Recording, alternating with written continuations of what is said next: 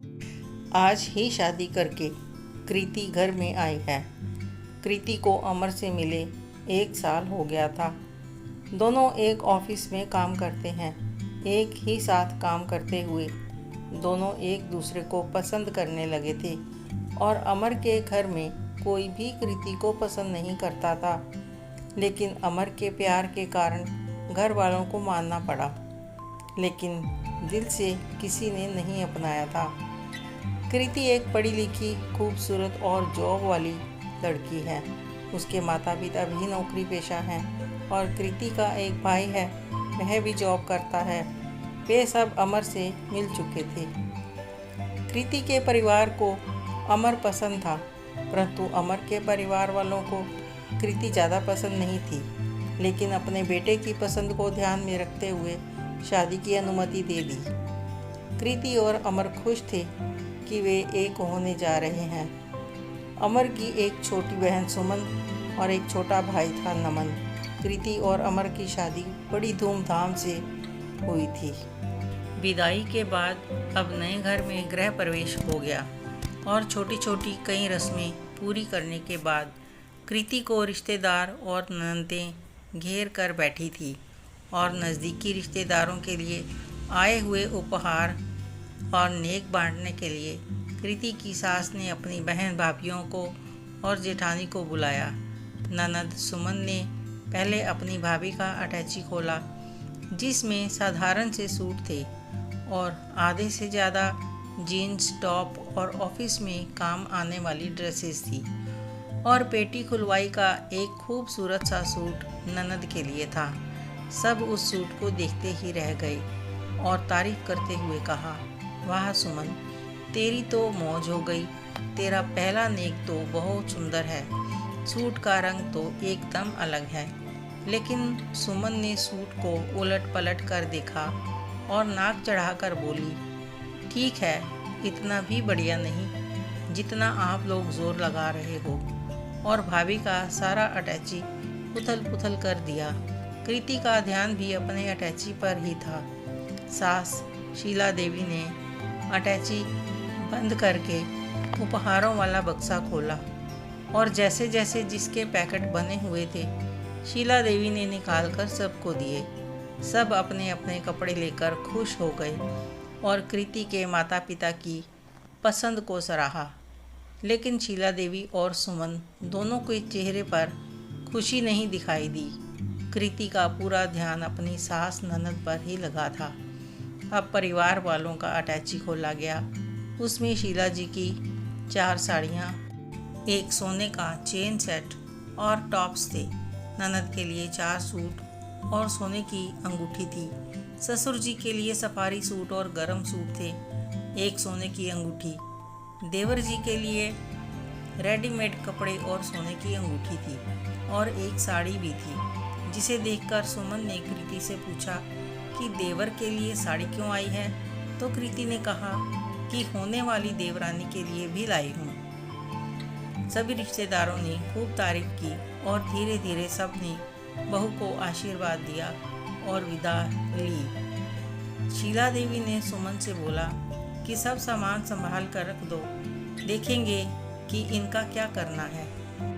सुमन ने कहा, हाँ माँ, आराम से बैठकर सोचेंगे कि कौन सा हम रखेंगे, कौन सा आगे खिसकाना है।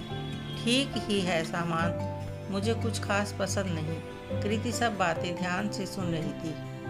कृति अपने कमरे में जा रही थी। सास और ननद की बातें उसके कानों में पड़ रही थी कि ना तो लड़की हमारी पसंद की आई और ना ही दहेज, बस ये 4 कपड़े और हल्के हल्के गहने, क्या करें इनका। अगले दिन सुबह कृति ने उठकर सास ससुर को प्रणाम किया और फिर अपने ससुर जी से पूछा, पापा जी, मेरे मम्मी पापा ने आपसे पूछने के लिए कहा था कि आपको गिफ्ट कैसे लगे। अभी तक तो मैंने देखे ही नहीं। लाओ सुमन, मेरे लिए क्या आया है। वह लेकर आई तो वे अपना गिफ्ट देखकर बड़े खुश हुए। बोले, पापा से कहना उनकी चॉइस बहुत ही अच्छी है। और फिर देवर नमन ने भाभी को प्रणाम किया और कृति ने देवर को उसका पैकेट दिया। और सब देखकर नमन बहुत खुश हुआ और अंगूठी हाथ में पहन ली और साड़ी देखकर वह हंस पड़ा। और कृति ने कहा कि यह साड़ी मेरी होने वाली देवरानी के लिए है, इसे किसी और को मत देना। अब सास और ननद से पूछा कि आपको अपने तोहफे कैसे लगे, बताइए। सास ने कहा, बहू साड़ियाँ तो ठीक हैं, पर रंग अच्छे हैं तो डिज़ाइन नहीं। जिसके डिज़ाइन पसंद आए तो रंग नहीं। सुमन ने कहा, भाभी मेरे भी सूट ज़्यादा बढ़िया नहीं हैं, हो सके तो आप इनको बदल कर ले आइएगा, सभी सस्ते से हैं। सास ने कहा कि सेट भी हल्का सा है और सुमन को अंगूठी भी पसंद नहीं है। कृति ने कुछ नहीं कहा और चुपचाप सारा सामान उठाकर कमरे में ले गई। पग फेरे के लिए गई और होकर आ भी गई। फिर अपने रोज़ के काम में व्यस्त हो गई। सुबह तैयार होना, काम पर जाना, रात का खाना बनाना, सब कुछ ठीक चल रहा था।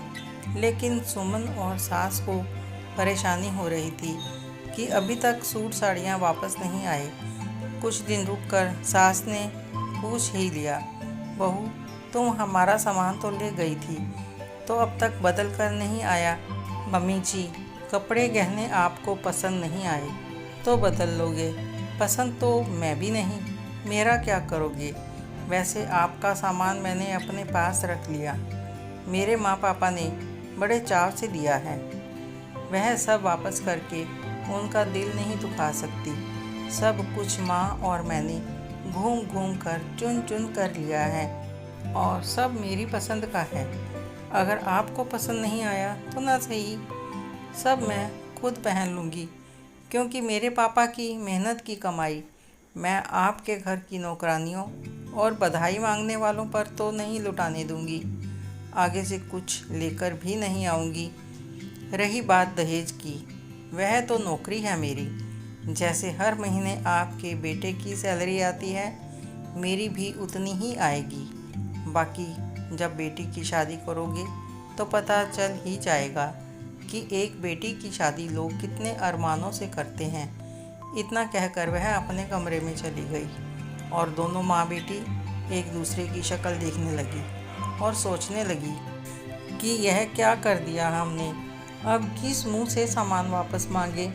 सुमन ने माँ से कहा, आपकी वजह से ही मैंने भी सब भाभी को दे दिया, वरना मुझे तो पसंद था। और माँ बेटी को बोल रही थी कि तूने नाक चढ़ाया और तुझे देखकर मैंने भी नाटक किया, वरना सभी को सब कुछ पसंद आ गया। सभी अपना अपना नेग लेकर चले गए और हमारे हाथ क्या लगा। दोनों चुपचाप बैठी थी कि शीला के पति ने पूछा, बहू के मायके से तुम दोनों को क्या क्या मिला है, दिखाओगी नहीं। दोनों एक दूसरे को देख रही थी और कृति सब कुछ सुन रही थी। वह अपने कमरे से सारे पैकेट उठाकर ले आई और अपने ससुर जी को दिखाए। उन्होंने देखकर कहा, सब कुछ अच्छा है, पर तुम दोनों कोई नखरा मत करना। बेटी को कोई देता है तो अरमानों से ही देता है।